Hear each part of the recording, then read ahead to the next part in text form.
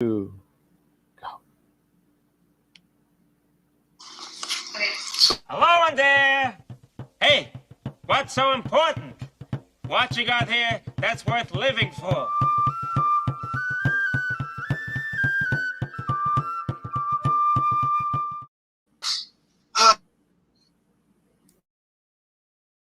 Blathe. I'm here outside of Dallas, actually inside of Dallas, Fort Worth area with Tony and Angela Hernandez, dear old friends of mine. And I just thought it would be really interesting for some of my viewers to get a snippet of your life. We've known each other for a while, and you guys lead a life that's different than many other people. I don't need to describe your life. I can say that, I've known you through your ups and downs, your travels, your, different things, and I've always just been proud to call you friends and to follow your journey. And, but I think the thing that most people aren't used to is the number of kids you guys. Tell us a little bit about your family, your kids, and your vision of life. I don't know. Yeah, so our vision kind of started with me as a little boy. I grew up with my mom. My dad left me when I was 2 years old, and so my grandfather kind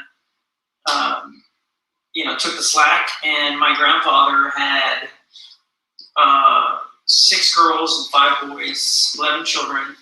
Kids.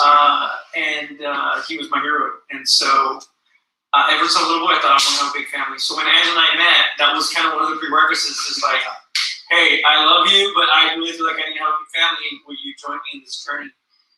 And so you guys met at like Bible school? Yeah, we met at Christ for the Nations here in Dallas. And Angela, had you ever thought about big families, or what was on your mind at that time? Honestly, I had always wanted a lot of kids. So just for, so how many kids do you guys have right now? We have 11. 11 kids. Yeah. And you don't have to go into specifics of your age, but obviously, most people your age, they're having their first couple kids. Well, actually, it's kind of the opposite. Well, it depends on the generation. Yeah. Our generation, they're becoming empty nesters nesters now. Okay. Like their oldest, like if they had kids right out of college or didn't do college, they're starting to see the last baby leave. So you're in your 40s. So I'm 42. I don't have anything to hide. Oh, no kidding. He's 43. They have 11 kids. They look like they're, 21 and 16. I'm not kidding. So we can get into your secrets there later. But so 11 kids, and so you had also thought, but you didn't come from a big family. No, but my dad was raised in a family of 10. And really? He was in a family of 10. And I grew up with I was the baby of 3. And I remember going, I didn't grow up around my family, but we would go to the West Coast for family reunions. And all the 10 kids would come, and all the cousins would come, and I'd be like, what is this, magnificence? This is so cool. All the big family and the dynamics and the cousins and the babies and I loved it. Yeah. Really? Yeah. So when he said, I'm in a big family, I was like, I'm in. Yeah. But I was a little nervous. I was like, sure. I don't want to be pregnant all the time. Sure. What is that even gonna do to me in my life or whatever? But I really felt convicted. I loved life and I loved children, and I really believed in this vision that children were a blessing and they were from God, and that I wanted to have a big family. So we did. So how old are y'all when you got married, roughly? 22. Yeah, 22. So you weren't super. There's plenty of gals that started younger than that. Mm-hmm. So were your families? Did your families know this is the direction you guys are going? Or was it kind of slowly? Yeah. Hey, when are you guys gonna stop? And you're like, yeah, no, it's funny. She got pregnant in our honeymoon, and a month later, we found out and told her parents, and her dad was like, do you know what you're doing? Like, you obviously don't know what you're doing.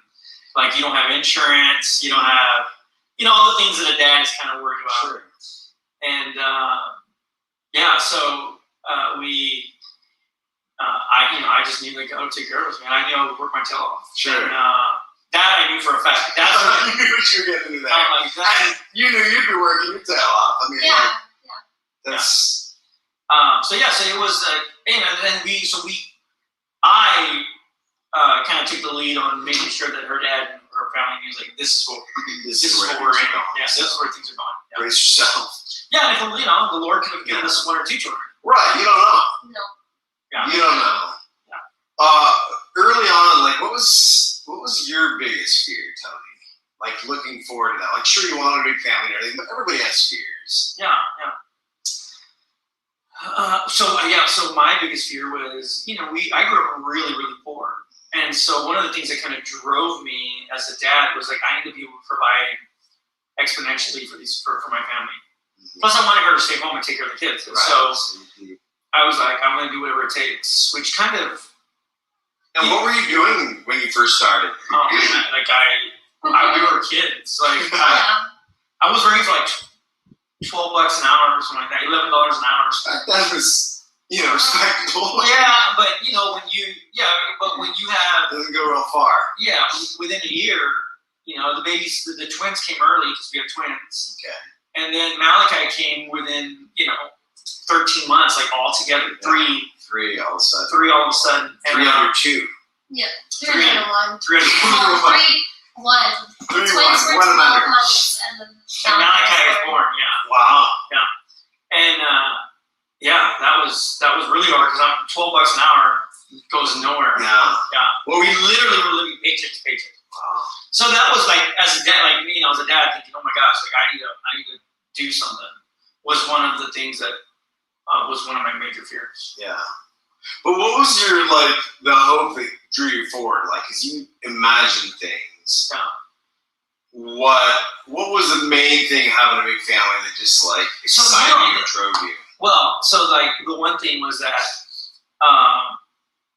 my grandfather was a janitor, I think, for the most part. Yeah, I mean, whenever he got, actual, working for somebody. But before that, he used to take immigrants up north. Mm-hmm. And so he had a little bit of business in him. Mm-hmm. But he would always tell me, hey, don't ever covet what someone else has. Mm-hmm. You can work just as hard, and we're in America, and you can get.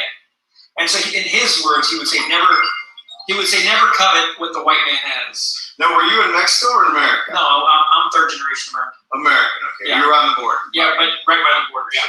So he'd always say that, don't ever covet what other men have work. You can have the exact same thing they have or better. And so it was like a sink or swim type of deal. I thought, okay, I'm either gonna make it or I'm not. And I just worked. I worked my butt off. Okay? And God has blessed us tremendously for that. Now, Angela, what was your biggest fear? Looking forward, sure you want a big family, but like you said, there were some reservations. Being pregnant all the time, not having life, yeah. Or, I don't know. I think, it's pre-social media. I mean, social media really affects your views on what you think. Interesting. I mean, because now I'm still a mom with a 2-year-old, and I see what a young 3. He just turned 2 today. Right. Today. Oh, today. My baby was today. Yeah. So, it's so different being a mom with a 3-year-old at 42, and then being a mom with 3-year-olds in your 20s. Mm-hmm. And I know, you have to really be on guard and not compare yourself with what you see everybody else is doing, what everybody else is doing, and what the culture is telling you.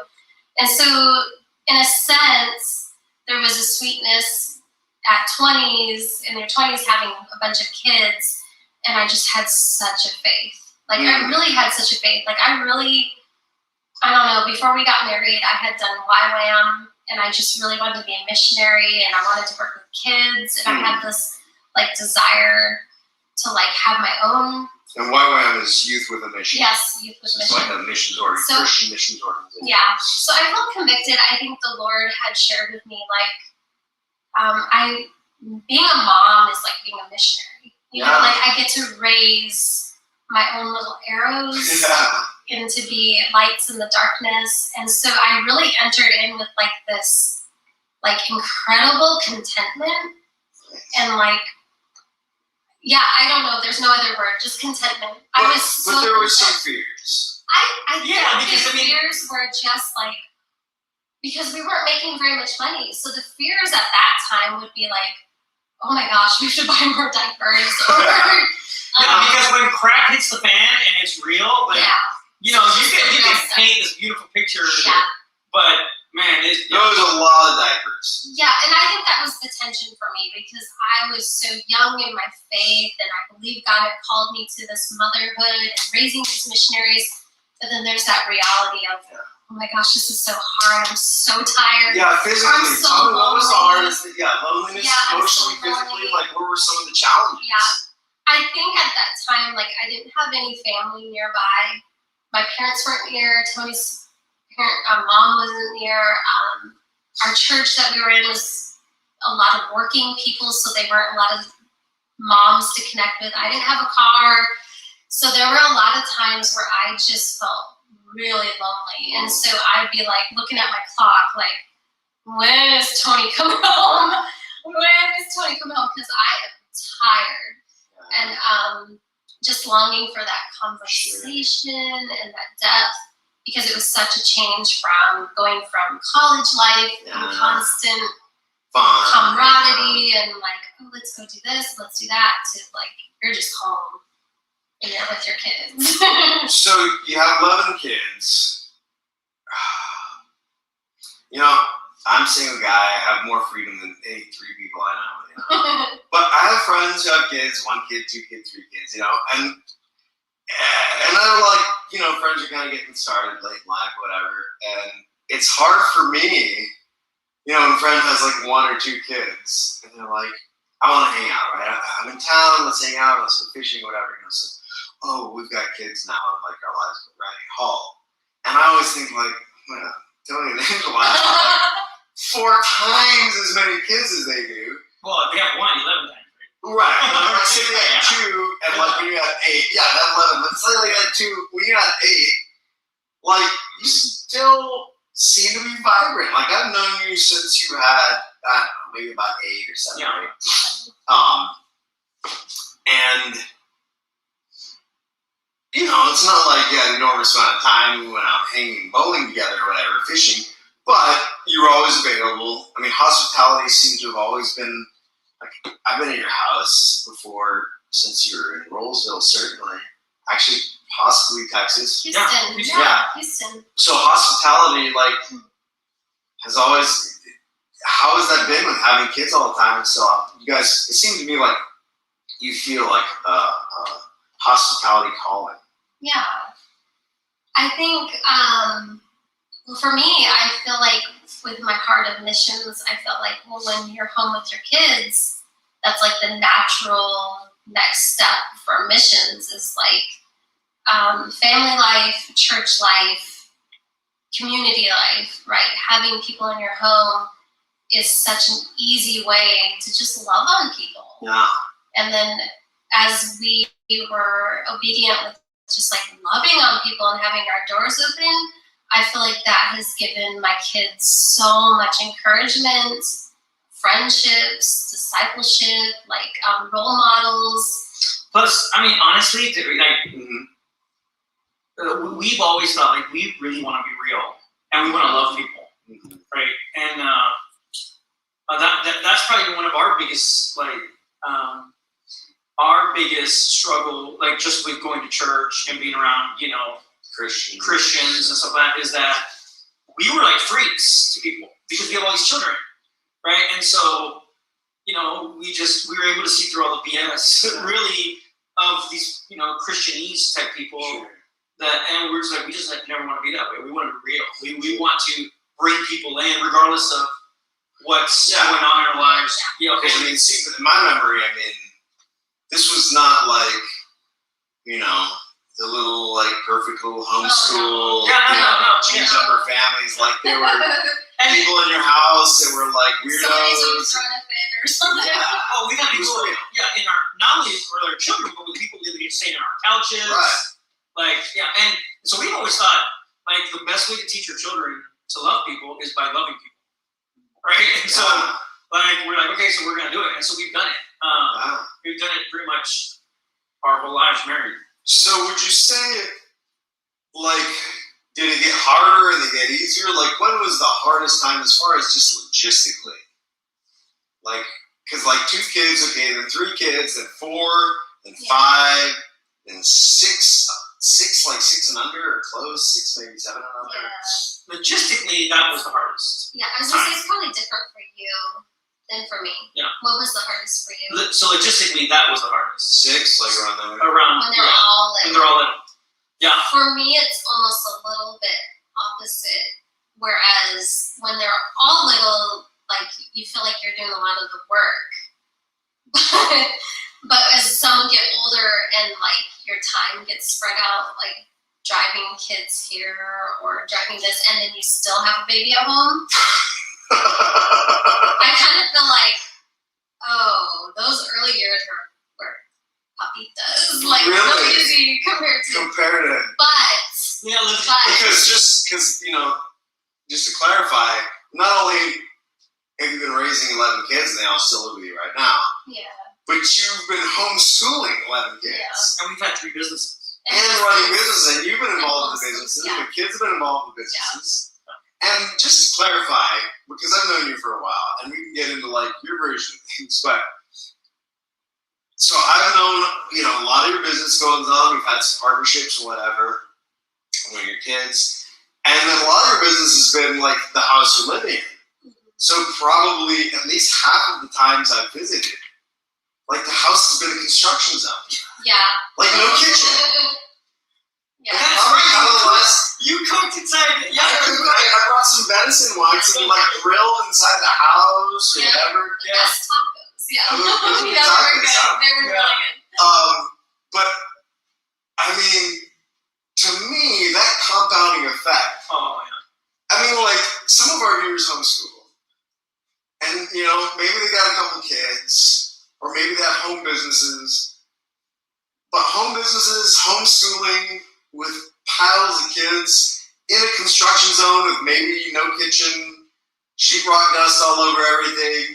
You just moved, you know you're gonna move in a couple months. That's crazy. It is, but you know what? I feel like it's so funny. When I was in high school, I was raised in a Christian home. Okay. In high South Dakota. Yes, in South Dakota. And in high school, like my faith became real. Okay. And I used to journal all the time, like, Lord, don't let me settle for anything less than your best. And sometimes I'm reminded, like, this is your best because this is real life. And if I could just give glory to you, Lord, that I can make it through this craziness, like, that's what it's about, right? Like, giving glory to God. Like, God is teaching us something. My kids rise up to the occasion. Like, actually, my kids, they convict me. Like, their resilience. Like, a lot of times I feel like, oh, no, we can't do that because my kids. Right. Or I can't do that because I fear this, and I fear this, and I fear this. But my kids always, like, they rise up. They rise up. And I feel like if you do things in faith for the Lord and for His glory and loving people, He's got you. Like, He's got you. Like, somehow this mess, He weaves it with His golden thread. I believe that. But, you know, we've always been real. And so on a, like, just like a base, like, reality, like, poop stinks, and babies scream, and sleep is nice, and years go by and you haven't had it. Like, when you hit those darkest moments, because obviously there were some difficult times, were there any practical tricks? Or I don't want to say tricks, but like tools to just keep your sanity or just stay the course just cry. Crying. Seriously. Really? Be real. Seriously, man. Like, No. just times where you're just like, I can't, like, God, like, I can't, I need you. And just, I mean, there are times where I just have cried, just like a baby in front of my kids. Like, I can't do this. Like, you know, and just cried. And, yeah, as crazy as that sounds. Really? And what I think happens during that time is that everyone, whether it's bickering, complaining, or whatever, the humanity of someone comes forward. Mm-hmm. The need that's there Mm-hmm. comes forward, and then the goodness of God totally grabs a hold of the hearts of those that are there present, which is crazy. Because instead of me being like, oh, we're so awesome, let's charge. Yeah. Like, and yes, I've done that, but that has never produced what just brokenness has produced. I think to me, honestly, it's been like, I have just been like, yeah, whenever I've just broken, maybe not to me, maybe 4 times. Yeah, like in our team. Yeah. But when I've done that and my kids are realizing like, oh wow, like, you know, we need to, you know, where our dad is weak or where things are going on, like we need to rise up. It's been powerful because it's been God, really. I mean, it's been God, and we've had major ups and downs. Sure. Reality. Reality. Like it's not. Yeah. It's not been a cakewalk. It's not been a cakewalk at all. And it's been some major hard times. But so for us, it's been that, and it's been. You know, I'm sure there's other little practical things. You know, when as the kids grow up, you just learn how to take care of them. You learn how to, you know, how to navigate things. And, were there any books that were really like for you that were like for either of y'all that really helped, or any outside influences that gave you some tools? I'm just thinking of people that might be considering. You know, maybe they're on their 4th kid and we're thinking about pulling the plug, and then like maybe we're just getting started. I don't know. I've read books, and there were things that I like gleaned wisdom. Like I remember the book "Teach Them Diligently," and I always liked learning from. Oh, there's a Shepherding for Victory book. Shepherding their hearts. Yeah. And I always learned from Above Rubies. Okay. But Campbell's up there. Yeah. But I just think that like if you're plugged into a healthy church, God like speaks to you. But you've been in a lot of churches. Yeah. Ups and downs. Yes. You know, I think we have found what we did. I think that really helped was we found other couples that were just a little bit ahead of us. Really? So you found couples with more kids than you? Yeah. Well, just older. Not older kids, but like 8 or 9 kids, or 6 or whatever, 5 kids. Good fruit, or.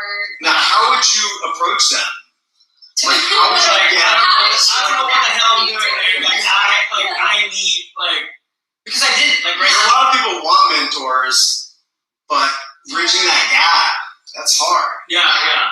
And you know, I mean, number one, like it sometimes it was hard because you go to these men that are like, you know, very methodical type people, and I'm like a little different. I'm very different. Like you know, on the spectrum, I'm totally. And so, you know, I always want to learn from those guys. It's really hard for me to find somebody who's doing as many things as I'm doing, right? and yeah, it can be comparable, right? And so, but yeah, God was so faithful to give us some guys who had wives that thought like me, right? Yeah. Typically, for the most part, it's like guys like, I have a wife who thinks like you. Really? Let me help you, like, you know, and I was like, great, like, let's do this, right? That didn't offend you. No, not at all, because of my, you know, just just different temperaments, and and so there's friends of mine too whose wives have 2 or 3 businesses, and they're like multitasking and doing all that, and then the husbands would be like, Angela, you know, very meek and very humble, and give me one thing to do. And so I was like, all right, like I need to learn, you know, I think that was the major secret of just like finding being like, okay, Yeah. Was there some piece of advice that anybody ever gave you that just like, that was a bad advice? Or that did not work out? Or like some track or anything? Yeah. Most of our pastors have given us bad advice. Yeah. Seriously. Yeah. Because. And not necessarily, I mean, obviously they were well-meaning. They're well-meaning, but most of our, and with our in our lives is because I am a high capacity type of person. Yeah. Like I need to be doing 20 things at once, right. And that's not like an exaggeration. You know that, right? And like even from when we first started, I was, trying to start 5 or 6 businesses, sure. Thinking I need to do whatever I can sure. To provide. And most of our pastors were like, Tony, you need to find one thing that you do. And just stick to that one thing. True. I mean, that seems like wise advice. Yeah, but not for me. And then he was felt broken. I was like, felt what's broken. wrong with me? I can't just do one thing. I just can't do one thing. Like, do I have like ADD like really bad? And it wasn't like so we started out really broke. Yeah.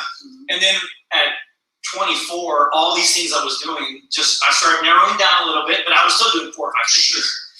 But then it started really paying off, right? Yeah, and still the pastors, at the time were like, and then I started thinking, wait a minute, like 24 years old, there was a young church where we were at. I'm like, I'm the biggest tither. I'm making like the most money, and you're telling me to narrow it. I'm thinking like, hey, this is who I am. So at a certain point, you just realize. At a certain point, but crazy, like I'm 43 years old, and I think that same advice has come down the pipe. Pretty much with almost every pastor that we've had, right? So, now, how about you, Angela? Like on a practical level, raising the kids or anything? Like, there's so much child rearing advice out there. Did anything that people told you just not like? Either I tried that and it was a bad idea, or I'm glad I didn't, or. I think the hardest thing is because I've always been really into health. And so if you get in there and you read like any health books or you follow anything that's like health, there's a lot of, what is the term they use? Like self-care. Mm-hmm. And for me, I just feel like I'm still learning to balance all that. Like I have a lot of uneasiness with a lot of the self-care methodologies. Like why? What makes it easy about it? Because it's a lot about like you do you, and it's centered in self. And so it's like finding this balance of I understand I'm wired differently, and so I have different needs than him. Sure. And I get rejuvenated in a different way, and I might have different health needs. But at the end of the day, like Christ has called me to serve and to trust him. And so did you ever burn out or anything? I'm sorry. I mean, I think there's times where you feel burnt out, but that's where I have to go to the Lord and be like, Lord, what is it that I need right now? Like ultimately I think I need you and I need your wisdom. So give me wisdom in what I need. And so sometimes I think I can get caught up in like, oh, what does this book have to say about what I need? And I can get on these trails. And at the end of it all, I feel like God always pulls me back. Like, I've got you. Come back to me. Like, do you know what I mean? There's like, if that makes sense. It makes sense, but at the same time, like, we're human beings. Like, I get enormous amounts of private, quiet time, Like, I'm very fueled by peace. Like, I'm very much like a very fueled by peace, and you've had like shrieking babies for the bulk of the last 20 years. Yeah.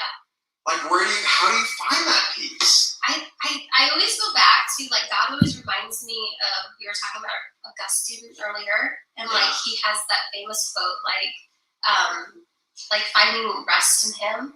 All those who are restless will find rest in him. And like the soul is restless until it finds rest in him. Yes. Okay. So like my big quest in life is always like finding peace. And like I have come to find like there is no peace unless I'm in Christ. Right? Yeah. And so what does that look like practically though? Like when babies are shrieking. You can find peace.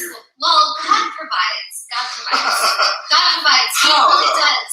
He just does. Like, whether it's like somebody coming to babysit so you can get a date night, or a shower in peace without a kid crying at the door, or a husband taking you out, or there's one of the things that advice that friends gave us, a friend of mine said, you should always do quiet date nights with your wife as much as you can. Yeah. And so Tony is always. So we do like two date nights a week minimum. Even back in the day, it was Yes. I don't care what it's you find babysitters. God has always provided. Yeah, that's what I'm saying. Okay, so babysitters. Yeah. I know God provided. I don't know how He provided. Yeah. Well, my husband is proactive. Yeah. Yes. So you take the lead, like, If we we must have Taco Bell or a park or Sure. whatever, like we like let's leave ourselves for at least minimally two nights a week. Yeah. Sometimes we'll do one night. Sure. Sometimes. I mean, it's not. But sometimes we do 3, 4. Okay. So. Well, and God knows, like, there's times where I feel drained, and then I'll get like a long drive to go pick up a kid or go run a kid somewhere, and I get that moment where I have to be like, okay, this is not a moment to listen to a podcast. Where there's a time for that. Sure. But sometimes there's a moment where I'm like, Lord, I think right now I just need quiet. Yeah. And so sometimes, like, in my mind, I feel like, oh, I need to be productive. What podcast can I listen to? What sermon can I listen to? Or what worship can I listen to?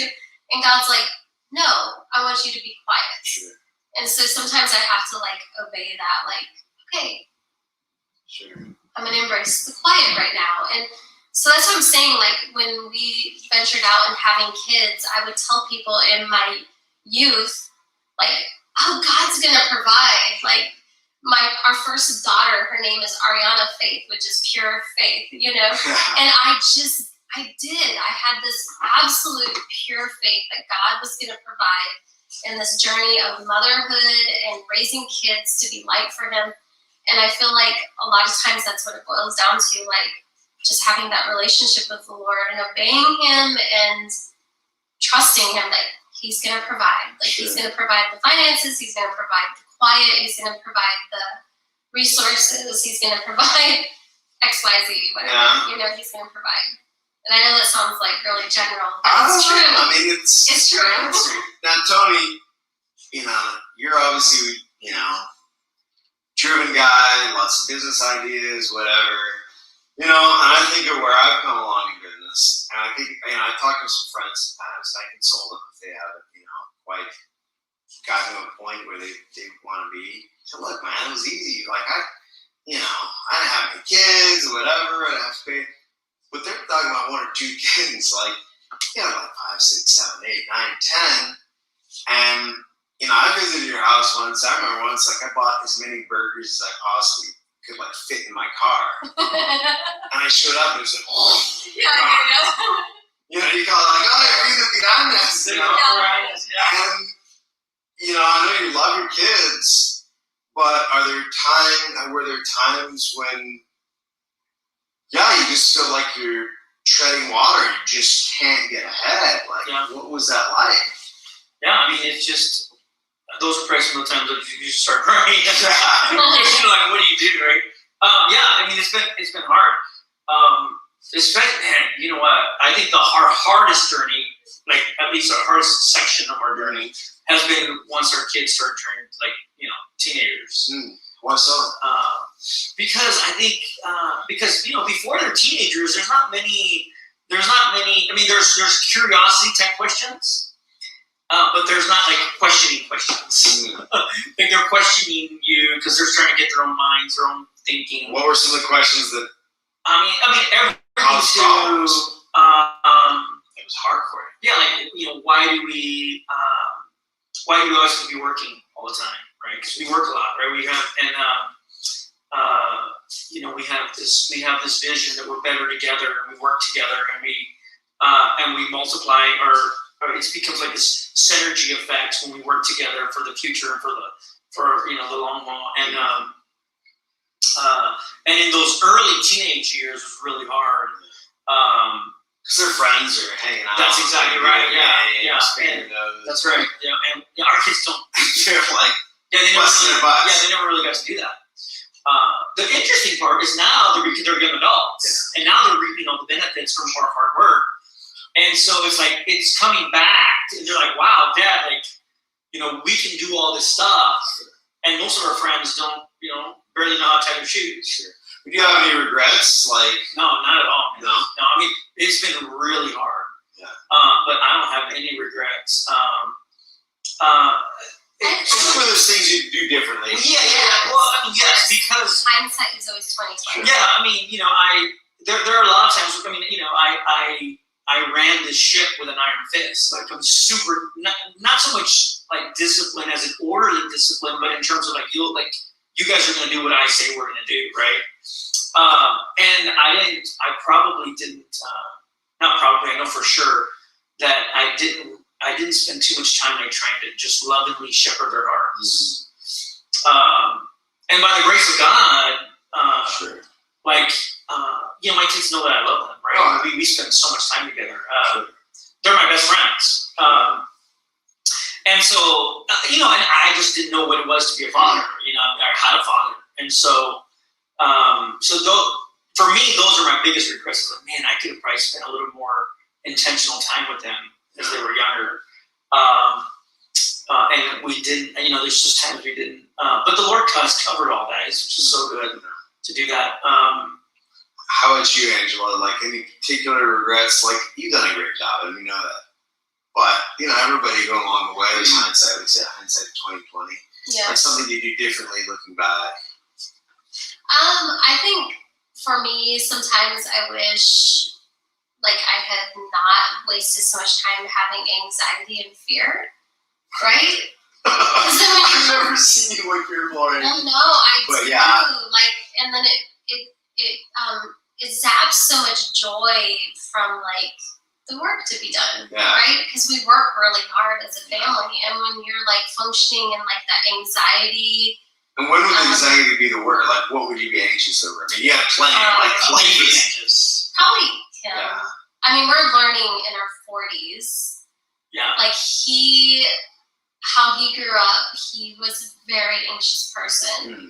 And then I'm just very much a Empathetic. peacemaker and empathetic. And so I think finally, in our 40s, we're oh. I'm finally learning that my anxiety or how I act or whatever,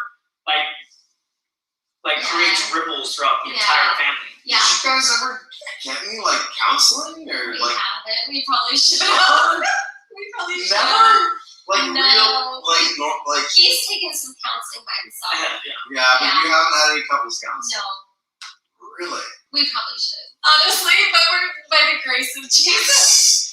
Wow. Yeah, I've read a lot of books and I do a lot of podcast Sure. listening and I pray a lot.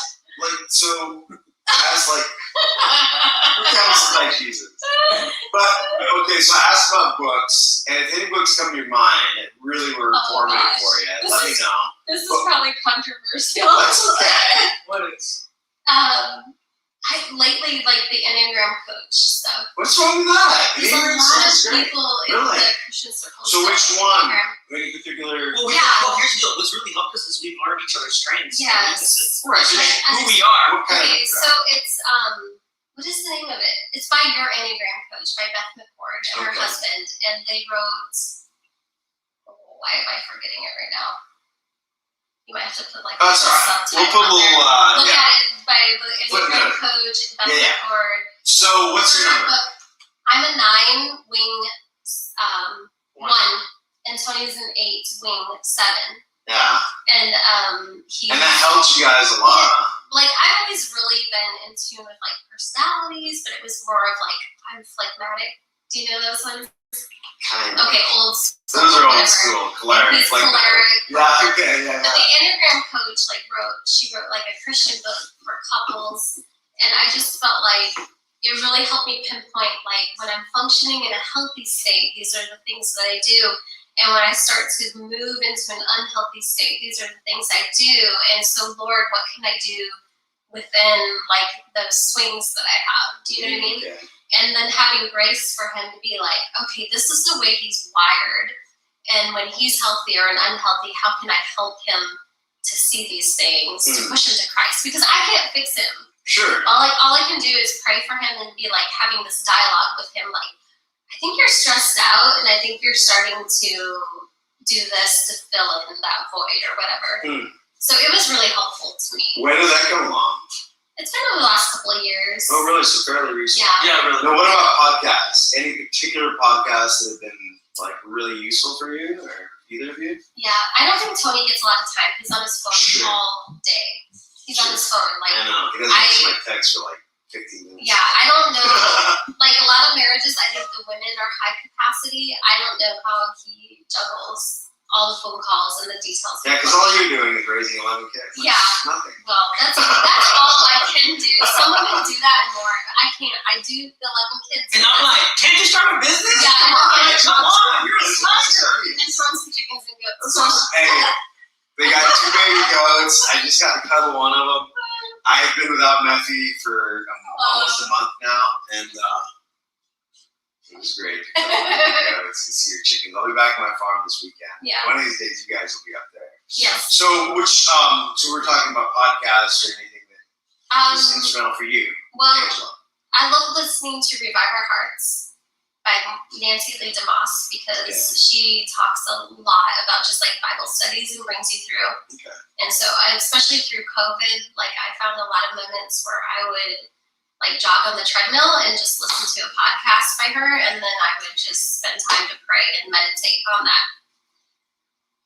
That's wonderful. But can we talk real quick about just like, I know some people are going to be, there's no way, and you guys both look very young and look great, but you've had 11 kids and you look like 18. So are there any tricks, secrets you can help these moms out? Like, no? Good genetics? It's genetics. No, I would probably say genetics, but honestly, I feel like my motto has been like try to eat real food, try to move your body, whatever it is, like yoga, running, biking, walking, 20 minutes a day. That's like 20 minutes a day. Yeah, now that's your morning or evening or whatever the heck you mine has been when the 3-year-old naps and little kids have quiet time. And that was another tidbit. Like years ago, a homeschool mom told me, have a quiet time every day. Because I was homeschool. My mom was like, a quiet time we had every day. SSR, sustained silent reading. Oh my gosh, that was your like, mom is so awesome. She Yeah. But I mean, It is. It's sanity. And so when there's a quiet time, I just thought if I can do 20 minutes of whatever, like whatever is your thing that gives you life and energy and peace or whatever. And so for me, it's mostly like I like to bike and then stretch because I really stretch because I've noticed I've sat a lot through the years nursing babies and homeschooling. I mean, of course I move and do things, but it's different. I'm driving, I'm sitting, I'm nursing, I'm whatever. So I've had to like, to me, when he bought me a bike, I thought, this is crazy. I don't want this kind of bike. But I was like, okay, I'm going to try it. And I started biking, and I was like, best thing I've ever bought her. really? I was She like, loves it, right? this is, like, I feel like I can think straight. I feel like I can function better. I just feel so much better. So my thing would be find your thing and start small. Because a lot of times you see other women and they're doing like an hour, 2 hours. Okay, just start small. Yeah. Just start small. If you can do that, okay, cool. More power to you. When did you first start working out? Like, say, in terms of kids? Just 2 years ago. Oh, really? Yeah. So before that, you didn't really? No. Really? But I've always been active. Like, I was raised, my mom was pretty health conscious. Yeah. And then I grew up around a lot of women that were more into natural remedies, and so it made sense to me. But I'm not strictly that. Like, we eat fast food and we do whatever, but That's what I like. I mean, just from my side, one of the things I've always liked about you guys is you have you're convicted of the principles you have, and some of them are like immutable, your faith or whatever. Some of them are like guidelines, like eating. You know, I have a lot of friends that if they ever saw me eating McDonald's, like, you know, they want to go pray for me or shun me or hand me a tract or whatever. Like the balance in the right areas. Not everything balanced, but some things where do you think that came from? Like, why? I don't know. How do you find that balance? Like, with the two worlds. yeah, because I mean, you come from very, like when I first met you, very conservative Christian world. Yeah. And it seems to me like you've, over the years, kind of like kept the things that from that world that that were working for you, and shed the things that weren't. I think Tony wasn't raised health conscious at all. And I was. Chicharrones. Yes. Tamales. Tortillas. Tortilla. Yeah. And I was, but that was because my mom started having health problems. Okay. And so she swung to she found a lot of help with some natural stuff. So anyhow, when we got married, I was coming out of a family that was more into natural remedies in the late 90s, early 2000s. But I was like, but you know what? At the end of the day, what's really important is the gospel, right? And peace and love, and, Jesus. And so I just always tried to fit in the healthy things that we could do. And so... But I think one of the things that was a major impetus for me to start thinking, because I didn't care, you just eat, right? Was that she started having lots of babies, right? And the baby, and so... one of the things that I saw was after she'd have a baby, it was so taxing on her body that we started getting into the whole midwife natural world, and a lot of them were like, hey, it's really important what you eat during pregnancy, after pregnancy, and that was one thing that I really invested a lot. I need to take care of her, and so we would put her on strict diets. Before and then after the baby was, and so we just got accustomed to her making sure she was eating really well. Yeah. And for me, I was like, okay, just take care of her. With me, I'm on the go all the time. He doesn't whatever. care. I don't care. I keep telling him. She's like, your gut's messed up. Your gut's messed up. But at the same time, you've never seen fanatical. Yeah, no. Even things that would, some of our viewers would shock them. Either of y'all might have a cigarette once every now and then, or whatever. Things that are just I smoke a pipe. Bring my Bible to my whatever. kids. Yeah, whatever. A burger. Right. Overall, the main thrust is to eat healthy and eat the best you can. Majority, yeah. Yeah. For her. Majority for me. Yeah. Because. But she does a great job trying to take care of me. Yeah. Talking to other people that might be considering having big families, do you warn them against it? Do you tell them, no, this is what you gotta do? You can do it. Yeah. Let me tell you, bro. It is the most amazing. It's really hard in the beginning. Yeah. But it's always hard, but it's good. But it is the most amazing thing in the world. I would do it 100 times over again. Yeah. What's one piece of advice? Okay, here's a family you're never going to see them again. A couple, they got their first baby, and they're thinking well, this might be our last one. We just want one. We want to give them all the attention we can. We're thinking about having more, and you're not telling them whether to have more or not. But if you're gonna have 11 kids, here's a piece of advice for you. What would you say? I would say get ready to work hard. Yeah.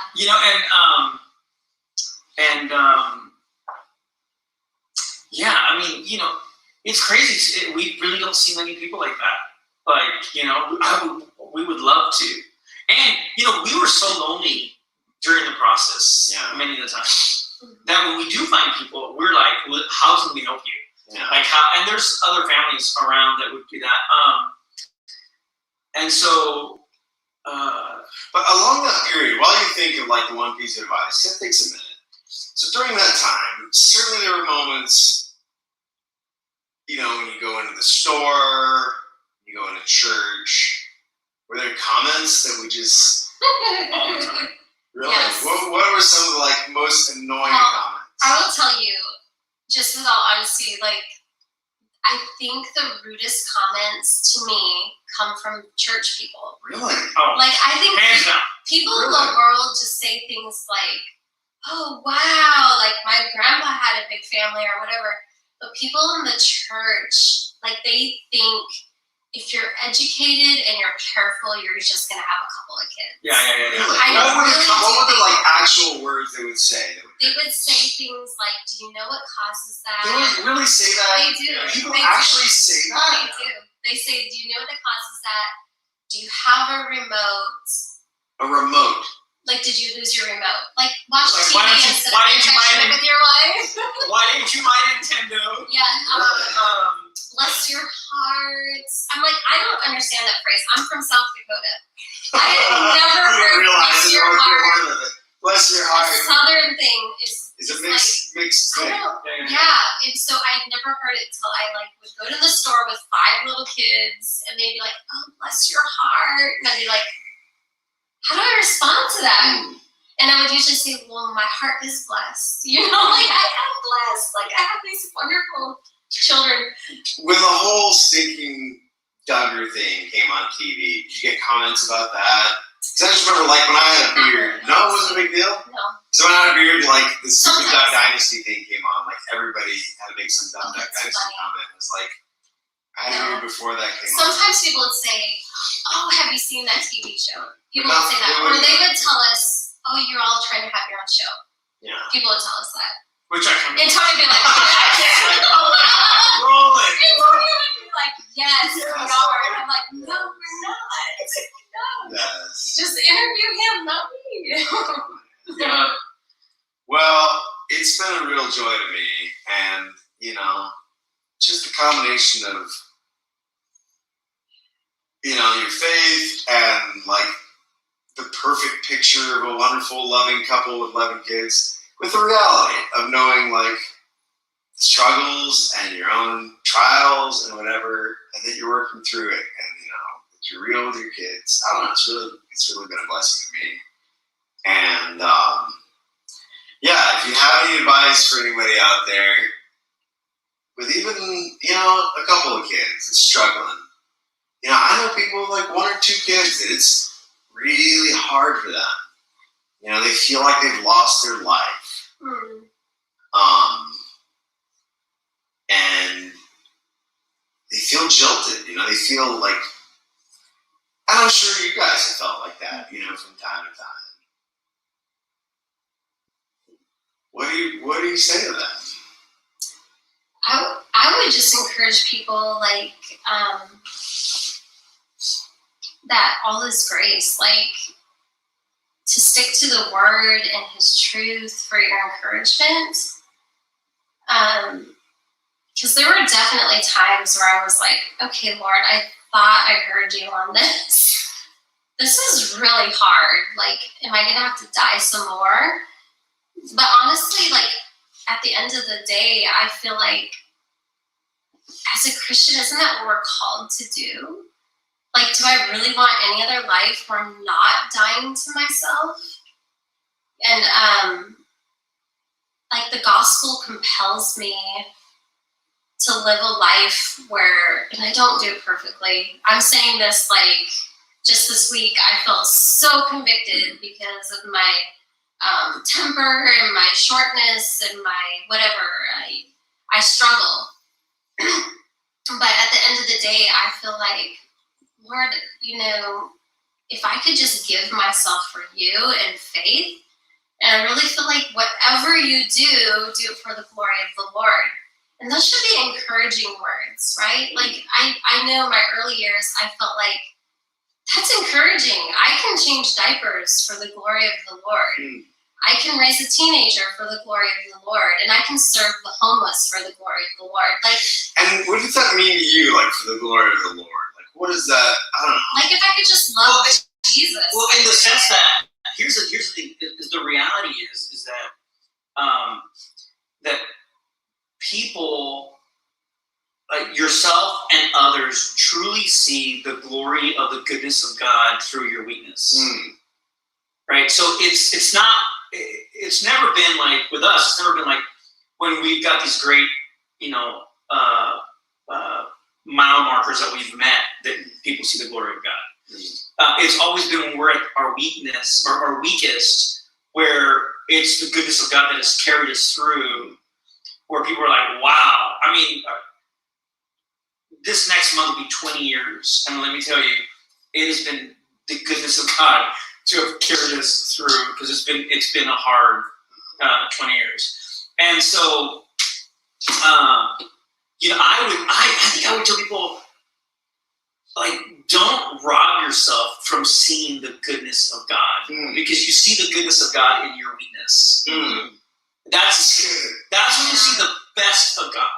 And if you're a true believer, this will resonate with you. Yeah. If you're a true believer, in that things are going to be hard, but that's where you should be. Like, if you don't live, like, if you can look at your life and be like, well, it's not really that hard. You're not living in a place to see the goodness of God. Yeah. Like, you're carrying it on your own, right? And when you carry things on your own, you're. I mean, you might be a Christian, but but you've put things in, you've padded yourself to where you've kind of manufactured, a good life. And that, to me, like, that's a counterfeit. The good life is when you've done your best and your best is not good enough. Yeah. And then you see That's good. an amazing miracle And of God. And when you see that, you're like, oh my gosh, I'm really not alone. Yeah. Like, you've got me. It's all glory to God. Yeah, you've got me. And so, like, I would say, like, people, yeah, and there's going to be a lot of people watching that are like, yeah, 2 or 3 children. Well, that's between you and the Lord. But I think hey, some people can't have them. Sure. Yeah. For whatever reason. There's so many situations. But Yeah. I think that if you live your life thinking, God, I'm going to, like, stretch myself and put myself in a place where, like, I have to go beyond what I can manufacture to a place where I'm going to, like, really need you, and to see his hand work through that is amazing, man. It's just, it's like, wow, like, that is where that's where we've gotten our strength from. And, like, oh yeah, like, oh my goodness, like, we have, like, when you see the hand of God, like, really work. And I'm not talking about, like I'm talking about, like, us getting to the point where we're, like, getting ready to leave each other. Sure. And yet God, in his beautiful grace and mercy, like, shows us, like, no, you need to stick this out. You need to love each other. And so I think in every area of parenting and marriage and all that, when you stick yourself out, and when it's done unto the Lord, he's got you, and it's so sweet. It is so sweet. And so that's what I would tell people. I would encourage people with is, like, don't live a manufactured life. Like, put yourself out there and be like, Lord, like, you've got this. So you put yourself to the point of failure. Yeah, put yourself to the point where you're like, yeah, I can't anymore, and fail, and then let God walk you through it. It's beautiful. You can't manufacture that. It's, like, real. Yeah. It's real. Well, that's a heavy challenge. And, in 15 years, when you're empty nesters, you know what? Grandkids are going to start coming. By then, you'll just be grandparents. Yeah. Like, Tony's 3 years old, and I literally was like, I want another baby. Like, Tony, like. What do you guys think? You pretty much done? Yeah, I don't think, yeah. Unless we adopt. Yeah. I think that's what we're going to do next. I cannot fathom not having a baby in my home. Yeah. How about you, Angela? You think it won't break? Like, I think I feel an absolute peace. Like, we're done. Yeah. Like, I'm done carrying babies and nursing and whatever. I feel very content and at peace. But I am totally open to adopting. Yeah. Yeah. Well, that's exciting. So, I mean, we'll pray about it. We'll Yeah, see yeah. if God would Play open the it door out, for yeah. us to have babies, because babies, we always have room for babies. I love it. And my girls say the same. Yeah. Yeah. If my kids are like, yes, have our babies, I feel really content with it. Yeah. Yeah, I feel like I did a good job. My kids love babies. Hey, well, thanks so much for joining us, and it's been great. Love you guys. Love Thanks, you. Keep it up. That's a good interview. So